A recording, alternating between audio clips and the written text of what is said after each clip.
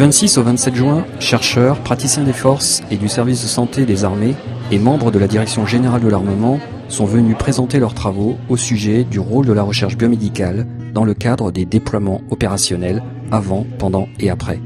35 conférences scientifiques étaient au programme, suivies d'une visite de l'Institut de recherche biomédicale des armées.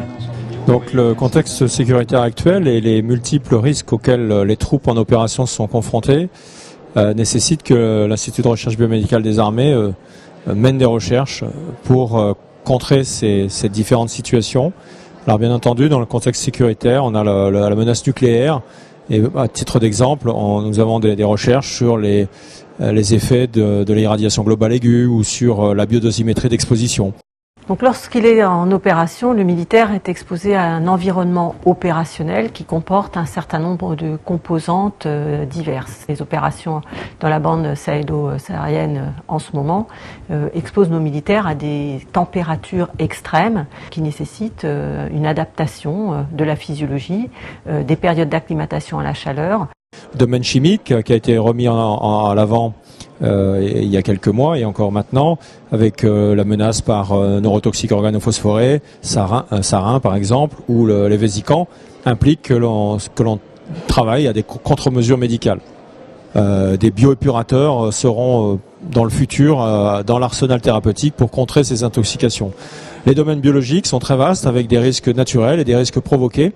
Et également, l'IRBA travaille sur différentes contre-mesures, soit en termes diagnostiques, soit en termes de thérapeutiques, des futurs antiviraux par exemple.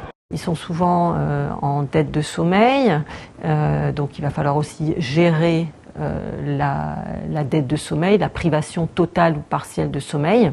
Ce militaire en opération, eh bien, il encourt un risque de blessure, malheureusement. Ce qui prime, c'est de le sauver dans la minute qui suit ou dans les quelques minutes qui suivent des grands risques qui guettent ces militaires blessés, le choc hémorragique, les conséquences du trauma crânien.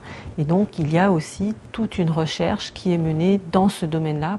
La recherche donne aussi naissance à des projets d'innovation comme l'application smartphone Max d'aide procédurale et technique.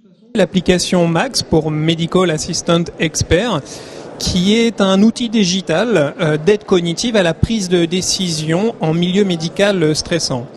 L'objectif de notre étude était d'évaluer l'intérêt à la fois sur le plan technique et sur le plan non technique en termes de prise de décision et de gestion d'équipe d'un outil de cet ordre. Nous avons montré à peu près une diminution de 40% du taux d'erreur à la fois technique et non technique grâce à cet outil que voici. Cet outil est amené à évoluer. Une visite des installations a ponctué cette biennale. L'IRBA possède des équipements de très haut niveau pouvant être mis à disposition. Il y a des équipements très particuliers, très spécifiques, tels que le cryomicroscope électronique qui peut fonctionner en laboratoire de niveau P3 au niveau du risque microbiologique qui permet d'étudier les micro-organismes sans les dénaturer, même les plus dangereux.